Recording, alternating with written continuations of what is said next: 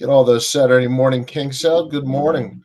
Welcome to episode 266 of Hobby Hotline. I'm joined by John Newman and Dr. James Beckett from Sports Card Insights, legally pronounced. How's everybody doing? Great. Good. I haven't been on. It's been a bit since I've been on. I'll have to remember how to do this, but I think I'll figure it out. I think it's like riding a bike, a very, very tiny bike. You don't have any trouble talking, I don't think. Right. I think that's a compliment from Dr. Well, I'm gonna take it that way. Anyway. I think John's on today, and Dr. Beckett and I are riding in sidecar. No, not at all. We have some early good mornings. I always like to thank everybody who's willing to get in. TJ online, good morning. Vintage card collector. We've got the all-star team. Well, we've got John and Dr. Beckett. I'm just running the board. I'm an alternate. Dr. Beckett is the mensch off the bench today. He's never off the bench, but he's definitely a mensch. Carlos, good morning. Philly Joe, good morning. Foul 5 ball. Gosh, great group today. Mad City Brew. And great team here ready for the 6-4-3 double play. Takers to Everest the chance. Right. Well, they didn't like each other. You know, we need a double play combination that got along. Dr. Beckett, what position did you play? I'm on first. You're on first? Actually, I played outfield, but lefty, so I would have played first base if I'd have been in the infield, but I preferred the outfield. All right. John, you're probably going to take shortstop. Yeah, in my younger days, I played short. Even in my younger days of softball, after hardball was over, I played short. But now moved over to third or first, depending on which team I'm on. So, good morning, Doctor. Good morning, Laura. And Claim Cheap Shots. We got quite a Saturday morning. I do want to start off today on a topic that might catch one of our panelists off guard here a little bit. But John Newman did something I think is worth mentioning, and he actually visited the grave site of Jefferson Burdick, who's one of the legends of the hobby, if not the absolute top of the Mount Rushmore. And I think we want to give John his due and have him tell a quick version of his story. But I also think we deserve to acknowledge who Jefferson Burdick was. And for people who don't know, just explain the impact. And if you're familiar with the Dewey Decimal System at the library, well, there's a hobby equivalent. But John, he's buried not too far from your hometown, so you paid a little visit. Yeah, well, not my hometown's Brooklyn, but I'm in Syracuse, so he's buried 14 miles north of here. I did not realize that till recently. Now I know, the story of Jefferson Burdick and his contributions to the hobby. I knew he was from here, but he had moved to New York City towards the end of his life with his collection at the Met. He actually even worked inside the Met, had a little corner. So I just made the assumption he was buried somewhere in New York. And recently I found out that he's buried in Central Square, New York. Like I said, 14 miles north. So I said, man, I like to pay my respects and honor the past and whatever, all those cliches, but they're true, at least for me. And so when I found out where he was, in turn, I'm like, I gotta pay my respects. It's close. So I went online. I kind of, it's a big cemetery, so you don't want to just be walking all through there looking for one headstone. So I found out, there's a site online called Find a Grave where you can find, where people are buried. Found out it was section 44. Now, some cemeteries don't label their section, so knowing the section, might not even help you. But fortunately, Hillside Memorial Cemetery, where he is, did label their section. So I was able to locate his headstone very quickly and, paid my respects. But, and obviously finding the headstone, it was hard to read. Like, you know, he's between his parents, his dad to the left, his mom to the right. Um, but his headstone was they had lichen. I don't want to come across as like an environmental scientist here, but it's like a form of algae, just some dirt and grime, and it was very hard to read. And said my piece, went home, and even when I was driving home, I said, you know what? That's I got to do something about that. Like I don't, he's if you know the Jefferson Burdick history, he was never married, didn't have any children, so I don't think there's any immediate family like tending to his grave site. And so I said, it really weighed on my mind most of that Saturday. This was a Saturday, and I just, I made up my mind that I'm going to try to get back up there Sunday and clean off his headstone, and really went online. And you can do damage too, um to if you don't use the right stuff. So sort of research how to do it the right way. Had all those I somehow had all the materials here, and even a little hand pump sprayer filled with water to sort of wash off the chemical, and I use toothpicks for the lettering. And I told my wife I'm going back up tomorrow morning, and she goes, "That's a very nice thing to do." And so, not that I needed her stamp of approval, but hearing her say that was really the final push to got up, took a shower, drove 14 miles, and spent about 70 minutes. And I did Jefferson Burdick's headstone, and then his parents were not as for whatever reason not as bad, but still needed looked worse now that his was clean. So I did all three. I paid my respects in that fashion, and I posted about it because I know you guys know his contributions. I wanted to shine a light on someone. I think a lot of people, even not just new people in the hobby, I think even people who've been in the hobby a while still don't know kind of what he did for the hobby. And so with that post, and I know Sports Collectors Daily did they contacted me and asked if they could use my pictures and run an article about it.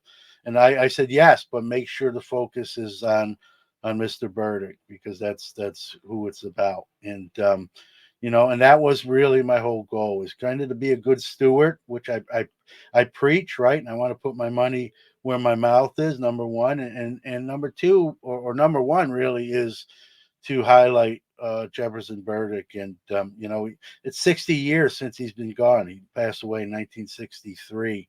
And I think sometimes we don't, if someone doesn't talk about him, a person, they sort of fade from the limelight, and I don't think he should. And so I'm glad I've got 7 or 10 message Danny and Dr. Jim from people who, number one, said thank you for doing that. Number two, like, I didn't know about Jefferson Burdick, but reading that or seeing that made me look him up and what he did. And so if that's what comes out of this, that's beautiful, at least to me. Well, I thought it was certainly very classy, and going back was above and beyond. So, Dr. Beckett, I know you agree with me kind of on Jefferson Burdick's importance to the hobby. Could you comment on him a little bit? A few things here. Number one, John, you are a mensch. I mean, that's what a mensch would do. So kudos to you to not just have the idea, but act on it. Who knew that there was a cemetery registry? Yeah. That you could find somebody. In fact, his grave was probably easier to find than some of the tables and booths at the National. It was. I'm not gonna lie. It was, once you knew, like, they numbered their sections, so that was. Well, but so did the National. They numbered. So I think it's harder to find than you think. But one thing I was thinking is Jefferson Burdick. It's just, like you said, the hobby Mount Rushmore. It starts with him. But John, if you were on a cemetery tour, what's the second grave that you're going to go do of somebody in the industry, in the hobby, that has been an amazing contributor that's predeceased us. Mike Burkus was great, but he's Yeah.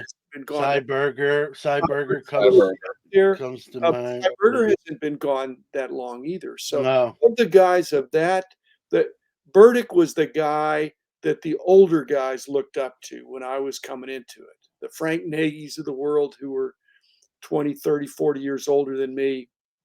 I guess 40 or 50 years older than me, but that's the guy they thought, this guy really brought it together so that we could have some organization to our collecting. And the amazing thing that Burdick did, because almost everything I did was not based on that, but using that as a foundation. And I was just doing sports, and I had my hands full.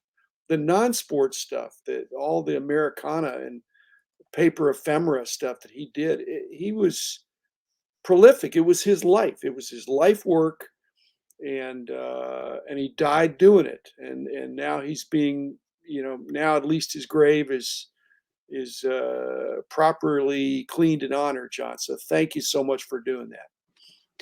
Well, I appreciate it. It just even that Saturday, like I said on my post, it just was weighing on my mind. Like, it shouldn't be in that. I don't want to say, maybe disrepair is too strong of a word. I mean, it's intact, but in that kind of condition where you could barely read it. And right on, a little backstory about the headstone that some may know or already, but some may not. When he died, this will kind of tell you his family situation, which was, he didn't have a lot of family left. He was buried between his parents, and he didn't have, so he passed away in 1963. And finally, a family friend in 1997 purchased that headstone. So while he passed away in 63, that headstone wasn't placed on the site until 97. And so the headstone itself is 26 years old. And to me, it looked like no one had done any kind of upkeep in that time. And so I just knew I had to go back. And I've never cleaned. This is the first time I've ever even attempted to clean a headstone. So I didn't want to obviously deface it or ruin it or take a layer off with something I used that, even though I meant well, I did more harm than good. So I scoured the web from various sources to find what I can use. There is a product that's made specifically for that called D2. I don't want to make this Bill Nye the Science Guy show. Are they now a sponsor of Sports Card Nation? No, not yet.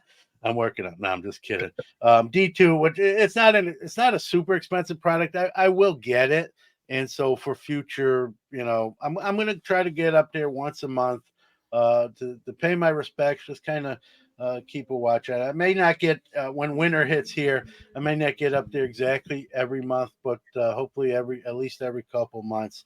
Once spring hits, I'll get up there every month. I have things I do in that area anyway, so I can kind of while I'm there, sort of oversee it. If someone else, I'm not claiming, anyone that sort of wants to help out, but I didn't think anyone else was doing it, so that's where the initiative came from. Yeah, two more things, guys. One is that I'm thought of as a price guide guy, I think, from back in the day, but it really was a cataloger too. And Jefferson Burdick is thought of as a cataloger guy, preeminent in that, but also he kind of did price guide. Now you think, well, that's very simplistic. In the American card catalog, cards were a nickel or a penny or a dime or a quarter.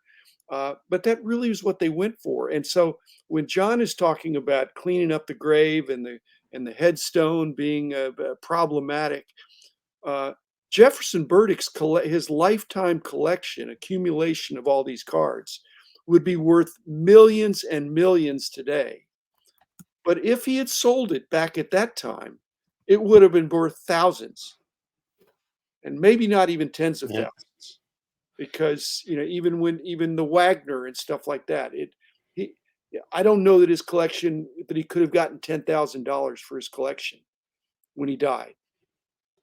So, yeah, and he did do pricing, not in the same way you did, Dr. Jim, years later, but he did, and he was rumored to, like, he would low value some things because he didn't like sort of the selling or the value put on the cards. He was sort of old school where he really thought we should just collect them and not worry about value. And so there he took criticism from some that like, hey, that should have been valued more in your catalog, in your publication. I'm sure you never got that at all during the Beckett days, Dr. Well, Jim. people But people are always going to criticize, but I've never heard anybody say that he was self-dealing or yeah, trying to. So the same dilemma I had. I had to not be a dealer and not even really that much of a collector if you're doing these kind of activities. Now, he was still a collector, but nobody said he devalued something so he could acquire it, or he overvalued something so that he could get the best of a trade. So I think, like I said, he was a mensch too. He was somebody that yeah. really selflessly helped build this industry. Because the American I card catalog that he did, that wasn't a moneymaker. They're hard to find now. Of all the different editions, every 7 years or so, he'd do a new one. But that was, I promise you, that was a labor of love. There's no financial gain that he got. I don't know that he even broke even. Dr. yeah. Jim, there's a question. I think you remember saying that Jefferson's collection was bigger in the past before the cards, quote, walked away after his death. Is that They didn't walk away. And I actually have some ideas of who the people were that did it. But there were certain people that wanted to visit the Jefferson Burdick collection at the Met there, and it was not being supervised. And they'd go in there, and there's some things that were carried out, and that makes me really sad. Now, at that point, again, they weren't worth millions then, but they were. By the time that was happening, they were worth tens of thousands, especially the stuff from the 19th century and early 20th. you talked I about him? gotta And now it's very supervised and very minimized. I mean, there's only some of it is available at some times. So I've been, and I don't. You just didn't have access to everything. So they've swung the pendulum back pretty far. Talk about him being a cataloger. I mean, he literally put these in albums and stuck them in, taped them on the back. So, if we were worried about condition and value and all that, I mean, he was a true cataloger, and I think that's part of the pureness of his story. Well, the other thing, see, he wouldn't have been able to afford plastic sheets. Spent all his money on the cards. Nothing was slabbed. Nothing was now. Right. But he wasn't going to put them in boxes. He wanted people to see them, and so I don't know if they were stamp hinged, but stamp hinges were so cheap in those days, and so it was like stamp collecting. And he would photocopy the backs of his cards before he glued them into the album, knowing that the glue would damage the back. So he would have photocopies of pre-glue condition of his cards, knowing full well that the integrity of the back was going to be compromised with them being pasted. I got to ask Dr. Jim. I think I know the answer to this question, but I'd be remiss if I did. I know you'd be very young, being that he died in 1963. Did your paths ever cross with Mr. Burdick at all? When I was in the 5th grade, no. All right. I didn't think so, but I No, wanted but to I mean, make I really think he didn't get out much. I mean, I really yeah. think he was in really bad health. There weren't really card shows in those days. So Yeah. almost all of it was by mail. I mean, I'm sure he had great friends that he never met, Yeah. Yeah. from across the country. That's the way it was in those days. Great one. I didn't know about his photocopying. That was a good tidbit. It's not like he could go to the Kinkos. So once again, you talk about the dedication to cataloging. That was a laborious process to say the least. Well, I'm sure the Met was doing that for him Yeah. because I mean they would have copiers were expensive in those days. I bet they gave him access to theirs so that because he worked right there. They gave him a room off whatever in one of the research rooms to do that work, and he did it until he was on death's door. He literally, wasn't it that he handed over the last one and said this will be the last one, I won't be back. and and Yeah, passed away he within, said, "I." within a month or two. 2 weeks. Quoted line is, I shan't be back," and he unfortunately lived up to that quote. He did not. He didn't die. I think it was a couple months later, but he was in the hospital for a bit until he succumbed to his illnesses and passed away. And that's where I assumed he was in New York. I assumed he had just been buried in New York, but they brought him back home to his hometown of Central Square, and he worked for the Syracuse paper. He was a writer for a year or two for what's called at the time was called the Syracuse Herald. It's now the Syracuse Herald Journal, and he worked at a company called Kraus Heinz, which is an electrical company, for 23 years of his life, and that's where he launched his publications and that. And Kraus Heinz, if you look out my window, it's 3 blocks that way. You can almost see it. So that's how close. I wasn't around yet, but this house was. Someone else was in it, but that's how close he was to me. So in a weird sort of way, I feel. I don't know how to describe it, sort of a kinship there, maybe because I'm here that close and even to where he's buried, which I found out. And that's what started this whole sort of ball rolling. He would have been an amazing guy, even if he'd never done the thing at the Met. But Yep. one of the unsung heroes in the story that I don't even know who it would be is the person that was on the other end of the phone or that he met with and said, I've got this huge collection of cards, baseball cards and other stuff, and I'd like to put them in your Metropolitan Museum of Art, along with the Rembrandts and the all these other fantastic old masters and things like that. And the person on the other end of the line at the Met didn't say you're nuts. What are you talking about? No one would be interested in that. So somebody had to have the vision that this was truly Americana, and that this guy, of all the people at that time, uh, was willing to do that. He basically donated his collection, which was preeminent. And so somebody had the foresight to say, yes, we want your collection here.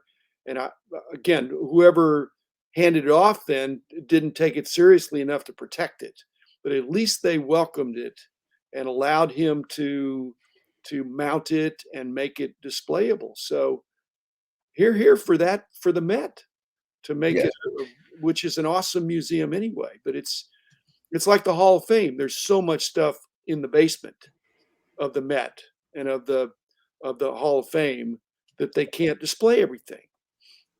Yeah, they rotate it. They rotate it out. I used to remember the gentleman's name. It'll come to me, or I can look it up from the Met. One of the deals of that, like you said, Dr. Jim, was that person whose name escapes me at the moment said, "We'll take the cards, but you have to catalog them all." And so that's where he went, and that's why he was working there. They brought his desk from Syracuse. He had his desk moved there, and he sat there and did that. Yeoman's work. It's 306,000 cards. I'm sure some of them may have been cataloged already, but not all of them. And that's what he got to work on doing. And they said that he picked up the pace as he got older because he knew internally like time was running out for him. Real quick, I want to give a shout out to Rex at the Sports Card Shop, and he asked about the keeping them on the back, and yes, we touched on that. Yeah, he did glue them on the back into the binders or into the albums, and the great point it was that the backs were photocopied to keep them for posterity, and so just a really cool story. So went a little longer on that, but I think it was worthwhile. We're talking about our hobby hotline, and we wouldn't be here to some degree, and certainly not in the fashion we are without Jefferson Burdick. So I hope his grave marker started with a W. That's all I can say. That'd be fitting. Moving on, and Dr. Becky, you mentioned that he didn't have card shows to go to. Well, we might have a lot of card shows to go to, and big one every year is the National. And we got some news this week that despite all the rumors that you can never have the National in the same city 2 years in a row, Chicago will be hosting for 2 years in a row. So it will be Cleveland, Chicago, Chicago. The vote went down to Atlantic City, Atlanta, and Chicago was the winner. The head of the leaders of the National said it was the most votes they've ever received from the most dealers. So I don't know, anything else behind that, but Chicago did win out. Atlantic City, my understanding was offering a pretty attractive package to the dealers. So interesting to see Chicago still win out. I really thought you couldn't have it there 2 years in a row. Dr. Beckett, am I wrong about that? The bylaws were that you couldn't even have it in a contiguous state.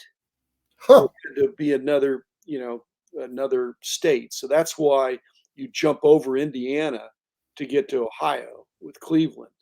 So either the bylaws were waived, or with the new regime, they got a waiver because. And then the second thing is the method of voting was changed this year, and again, that had to be approved as well. The voting was not by mail, but you could vote right there when you were there, and so that's why they had more people voting, because it was easier to vote. Makes a lot more sense. John, if you were voting, where would you have voted? Atlanta, Atlantic City, or Chicago? Well, I'll give you the politically correct answer. Well, Atlantic City for both of us, Danny, is drivable. So on a selfish point of view, I would have probably picked Atlantic City. I know it's other people's not favorite location. Atlanta, I've been to Atlanta, not for card purposes, but would have been interesting to have it in a different city that hasn't had it in a while. But, I knew from talking to people at the National, no one really gave Atlanta a chance. It was really between sort of Chicago and Atlantic City. But Chicago is really everyone's favorites, and I think it's as the dealer spoke, right? I think it's the dealer favorite, and that's why it won. And there's some who wouldn't mind if it was just there. We've heard the talk like, hey, it should be in Chicago every year, and maybe two nationals, Chicago and a rotating second location. Like, I don't want two nationals from my opinion, but I've heard that. I don't know if that's a real or someone just starting a rumor, but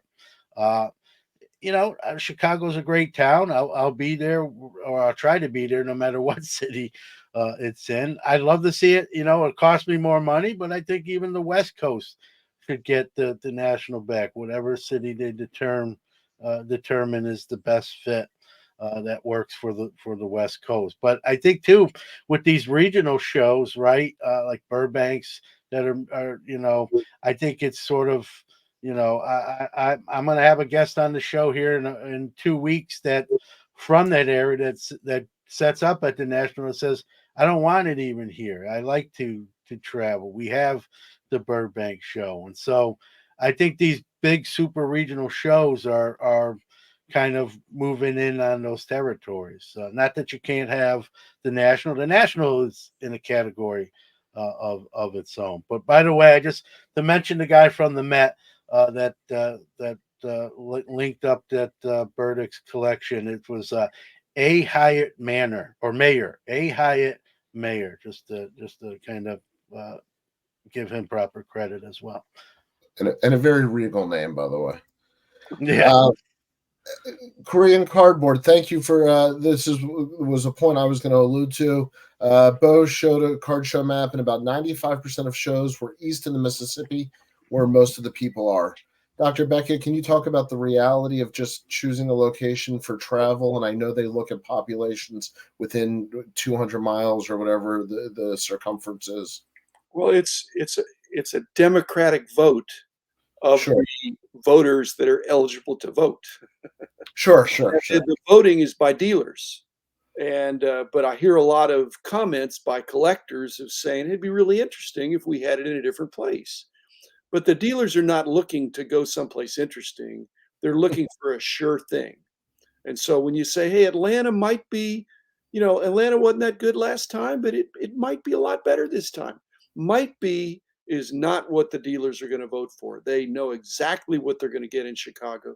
They also know exactly what they're going to get in Atlantic City. And economically, other than the hassle factor and the safety factor, Atlantic City is it's a great building.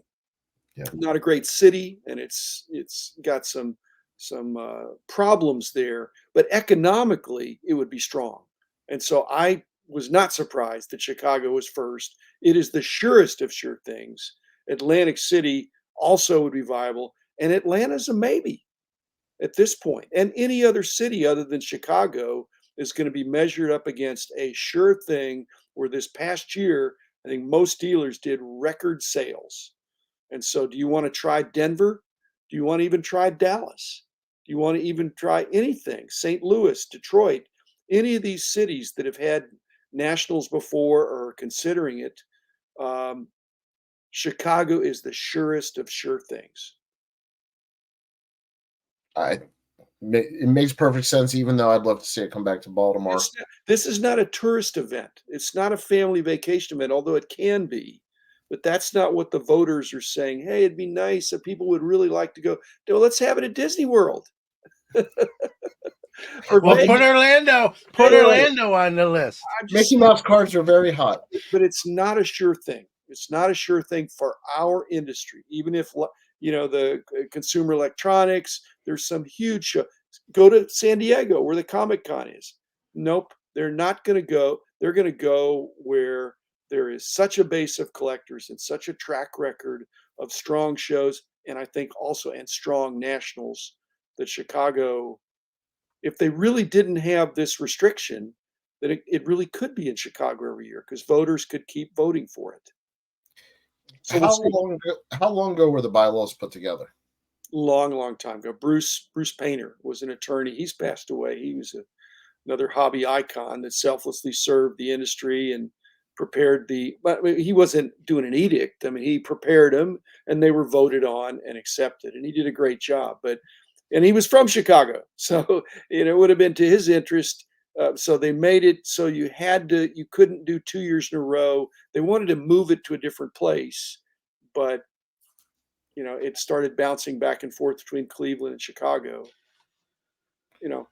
So I yeah, go ahead. I almost think we're at a point though, and no matter where they would put the event, I think people are going. I think people are going. Like even last year with Atlantic City, people say, "Oh man, it's my least favorite place for the National," but yet there was a ton of people there. I mean, they could probably put this in Alaska, and people would, boat over there and attend. Obviously, No. You go to Alaska, would you even get 50,000 people compared to 100 and something? You won't, John. So several serious collectors will go no matter where it is. It could be in Tahiti. But if you want to, you need to make its commuting distance. It's not, you've got to be able to drive, and to drive from the East Coast to the West Coast is probably not going to happen for dealers. Collectors are going to jump on a plane. But they're not going to try something new for the sake of trying something new. They're going to look for a sure thing. Oh, and I think people forget some of these dealers. I mean, you're talking about a truck and a massive amount of stuff that they're right. And I think people forget that this is not a Southwest flight for them. So it's a real thing. They have staff from the stores. A lot of times, if they have a retail store, they may have to close the retail store to do the show. I know a lot of retail stores have that issue. So, when they're voting, there's a lot more real life issues that come into play. Like Dr. Beckett said, not just what would be fun. Mostly economics, though. I think Yeah. it's not It's not, hey, there's some great restaurants there. That's a positive too. Chicago has it all. They have lots of hotel rooms within walking distance, lots of great restaurants within walking distance, and they've got the easiest in and out, or not the easiest, but an easy in and out for dealers, which is also a big deal. And the air conditioning will get fixed by next year. Right. I Or was the about year to say after. They've got 2 years to get ready, right? it was a very it's a hot show coming up. Yeah. So Cleveland though, and, and I don't think I've been to a Cleveland National actually. I've heard that that's a fantastic building. It's a World War II bunker, Is it so it's really? really solidly built. It's many floors, but you're mainly on the ground level. The ceilings are really high. There's lots of natural light that comes in. It's rectangular, which you guys didn't like my baseball field analogy, but it was hard to find things in Chicago. It won't be in Cleveland. It'll be a rectangle. I don't know if they'll put the the corporates around the perimeter or in the middle, but it'll be well organized and easy to find, and that's a positive. But again, even that doesn't matter as much as how much money am I going to make if I'm a dealer. Well, it'll be interesting if Cleveland sets a record, like John said. If the interest is so high that a reasonable show in a reasonable city, could pull another record, what that would mean for the future votes. Because, like, I don't think it will, because I don't think they can have as many booths. They can get really, people in there, but I think people. I think the groundswell for Chicago was that, oh my goodness, I've been thinking about going to a national. This one's 200,000 square feet bigger than the one before. I got to go to that. Now, Cleveland is going to be, it's going to be less. It's going to be less. And, people like quantity and quality. it'll be. I had a question for Dr. Jim. You went to every national. If it could only be in one venue that you've been to, and you've been to them all, would it be Chicago? And if it is Chicago, what would be your second choice? My first choice would be Dallas. All right. But that's not going to happen. And I've talked to Kyle about some of these issues and his the success that he's had. And it's like Rob Veras with Burbank. They're doing fine with their super strong regional show. They're doing so. Chicago is the easy choice. So I'm doing my regular shows every 2 or 3 months here in Dallas, and that's that scratches an itch. And going the national is awesome. And then I'll probably pick out one other thing to do each year, just as a little as another way to connect. And don't forget the synagogue shows. I'm a regular there, yeah. Yeah, absolutely. Um, on a slightly different front, John, did you have anything else to add? I didn't want to cut you off there. No, I mean, listen, for me, I'm going to try to get to every one, God willing, no matter where they have it. So Atlantic City's nice, because I could drive. Cleveland's nice because next year I could drive Cleveland. I didn't even realize this till I kind of punched in the MapQuest numbers. Cleveland is closer to me than Atlantic City is. I would have thought the other way around. Atlantic City is like 5 hours and 20 minutes, and Cleveland's 5 hours and 5 minutes, at least according to MapQuest. I guess it depends how fast I want to drive, but at least on paper, it's 5 hours and 5 minutes away. So I didn't think so, and I'm looking forward to Cleveland. I've never been to Cleveland, period, let alone to the National. And I'm going to go a day early, and I'm a big music guy, so the Rock and Roll Hall of Fame, and knock that one off my list of places I've never been to. So, guys, one more thing I was just realizing, and that is that apparently Joe and Brian and Jimmy had to get special dispensation to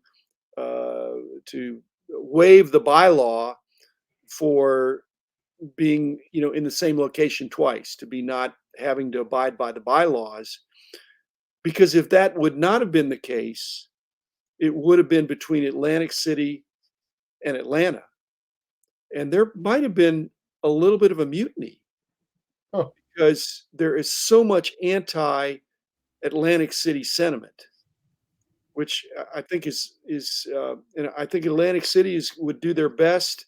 As Joe explained, they've addressed all these concerns. They're going to give a rebate. They're going to have a uniformed police people in a perimeter around the convention center. But I think there would have been a real uproar if the choice would have been between Atlanta, again, not the best national history there, or Atlantic City, which people have done well financially, but they've been nervous about walking back to their hotel room. Across, if you have to walk a few blocks in town, you don't want to make a wrong turn in Atlantic City. But that was supposedly addressed. But if Chicago had not been included, if it had only been two choices, Atlantic City might have won, but there might have been a little bit of a mutiny. Very interesting. So they did need to get a special dispensation on, So I on the think that was bylaw. wise because they want to get going, and they want to do a great job. And I think they're going to innovate in some other ways other than just location. Location is one of the innovations, but the dealers don't want the innovation of let's go to a new location and see how we do. No, they want to go to some place and have a sure thing, and then add on some innovations to make us more money. Well, that's interesting. So it'll be. I wonder if the bylaws are going to be changed. I have no idea what the process is for changing the bylaws, but um, Well, it's any bylaws they have to be changed by the people that did the original bylaws, which is the voters. It's a democratic vote, but it probably takes a 2/3 majority to amend something to amend the bylaws, because all bylaws have provisions for how they're amended. yeah. And so, but again, but there's also like an executive committee. There's the committee, and I think they have some ability to do this stuff. It's not just the bylaws. Mookie wants John to clean Cy Young's grave on his way to Cleveland. If I got a feeling that one is probably well kept by either John, cemetery staff or people visiting in droves. You have a new calling in the hobby now. Anytime you take a road trip, you have to go to that website and look for people. Well, listen, I would do it if I'm in the area. I would gladly do it. Listen, I wouldn't make fun if it wasn't a good deed. So, all right, let's just catching up on a couple here. Getting back to all of our dream locations. John Keating had a good time in Atlantic City. I think if you didn't have a security concern, you didn't need Wi-Fi. It was great. So, Well, probably for me, last year my wife made the trip and she went to the beaches, and I went to obviously the card show, and it was a good time had by all. I will say this again from a selfish point of view, full transparent. When my wife makes the trip, that trip and the finances come out of our joint account. When I go solo, like this past year in Chicago, that comes out of my account. So from a save money point of view, more money for cards, I like Atlantic City because my wife will go. So you're bringing your wife along to split the internal expenses so you can buy more cards. Yeah, well, I mean it's just an agreed Save that for upon Valentine's. deal. John, save that for Valentine's Day. It's probably a Hallmark card in there somewhere. Yeah. This spiral quickly. All right, let's try to bring it home here with the hobby in the courtroom again, and this time we're wrestling in the courtroom a little bit. I know it's a pun of a title and it's an annoying topic, but it's going to have an impact on a lot of collectors, and I think that's the thing for those people who love WWE and UFC cards.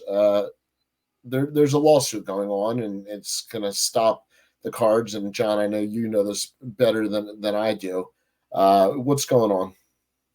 Well, much like the NFLPA did last month, WWE has announced that effective immediately, they want Panini to cease and desist, stop printing and selling WWE cards. Now, there's 2 years, much like the NFLPA. There's also 2 years left on that original contract, but WWE said they didn't go into details, but they said that Panini did things to breach that contract, which led to this decision.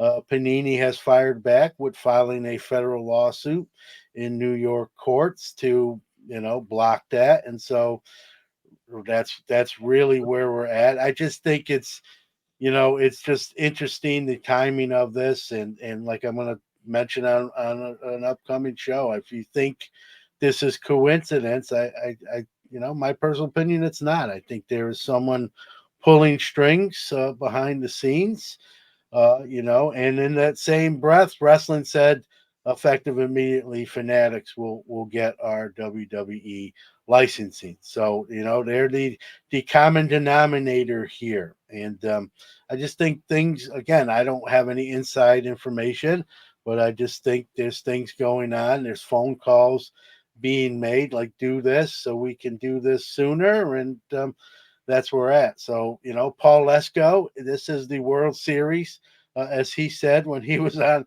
the show. He loves this stuff. I think I speak for most people when I say it's. I don't love it as much as Paul Lesko. I get it. That's his profession. It's not mine. So it's just a bad look, and they're going to get it eventually, but it looks like they want it sooner rather than waiting. So we'll see how this plays out. This is just another. I think Paul Lesko said there's 20 court-related hobby cases on the dockets, and now add another one, whatever that. Feel like Jerry Lewis. What's the Tiffany? What are we up to in court cases? So that's where we're at. So. And Panini with the football one has still released football products, and so I guess it's going to be up to courts and judges to rule that. And again, I hate these stories, but they are part of the hobby, and sometimes we have to cover them and talk about them. What lengths we talk about them, yeah, sure, I get that, but we do have to talk about them because it does affect. If you're a WWE, I'm not personally, but if you're a WWE or UFC collector, this is even bigger news to I you. just wanted to add one thing in the background that I left out by accident was WWE and UFC actually merged on a corporate Yeah. level within the last couple of weeks, and I believe it's now a TKO is the name of their corporate entity. So I I don't believe in coincidences on timing. It sounds like this is part of their to-do list after the merger between those. Um, I think there is a real impact for people who collect these cards, and it's a growing sport in the hobby. It's one of the few areas over the last couple of years that's seen a little bit of a roller coaster, but it is a growing area, and I know this is going to affect a lot of people because they're talking about pulling cards immediately. Now, I don't know what that means for how quickly there will be other cards, but it's and Logan has a good question. Is the NBA license the next domino to fall from Panini? Well, that's already gone. It's just a matter of time, is my understanding. Uh, will it fall sooner? I think has to do with some of these lawsuits. Dr. Beckett, I was a big fan of the show Night Court. How about you? I was a full-time expert witness for 6 years. So I was in court more than most attorneys. And any lawsuit is kind of a bad lawsuit. It means people couldn't resolve their differences. And so with the first shot off the bow being cease and desist by virtue of here's a lawsuit instead of, so I had to make some notes because there's so many things going on here, just as y'all were talking about. I'm shocked that there's the Panini hatred. Some of the haters out there are so down on Panini that they're They're having no sympathy for the fact that this is a hobby company that's done a lot of good things, uh, and they're being pummeled now by a series of kind of adversaries. And as John said, there seems to be a kind of little bit of a Panini fanatics benefit to each of these. I'm not saying it's an orchestrated thing, but there do seem to be a lot of blows coming toward Panini, and I haven't heard a lot of sympathy from collectors. Hey, give them a break. Um, they It's really tough to run a company. Number one, when you've lost a lot of your key people this year, and number two, when you've been hit with multiple lawsuits, including one that you settled for 25 million, which I did talk to one of the guys, and I understand that a little bit better, but that's still pretty mind-boggling. They grew the industry. Speaking of basketball, they probably grew basketball 10x during the last few years. That's what Fanatics aspires to do. Panini actually did it, but they're considered to be incompetent in the lawsuit, even though they did a 10x. And they did it with these same employees that Fanatics hired away, who are now not incompetent because they're with them. So I just think, and Panini here is considered an underdog when internationally they're more than $1 billion company, and they're just being pummeled. And so I just hope cooler heads will prevail. They're already, you know, on borrowed time and lame ducks. But when I look at some of the things that WWE said that they didn't do this, didn't do that. Again, in every contract like that, there's cure provisions that you give them a warning, and if you don't do it, and I'm not seeing any of that. And hey, pay up your royalties, but you can't distribute even when you have. So that's posturing. But how do you settle this? How do you settle it? Yeah, Because one they oh, want go them ahead, out, and they want them out immediately. And as Mookie was saying, Mookie Chilson, all these things are bad for our industry because they affect the momentum that we have going. Yeah. And the Panini, other thing too, yeah, go ahead.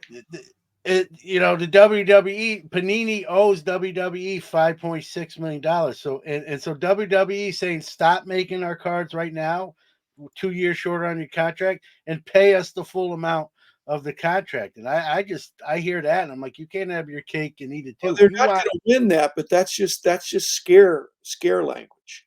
That's yeah, that's so you can make it look like the lawsuit is substantial. That they're yeah. going to pay 2 years worth of royalties when they don't even get to do anything. So that's, to me, it's not crazy. But it doesn't seem fair. Everybody has their view of fairness. Let Panini do their stuff, and then when their contract runs out, it runs out. Well, there's obviously, they always say, chase the money, and I think on this one, it's uh,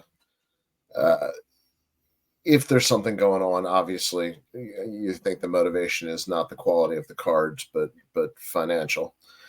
Rex says, I have a hard time accepting the termination of an existing licensee contract based on a change of management when that change was an orchestrated move by the new licensee.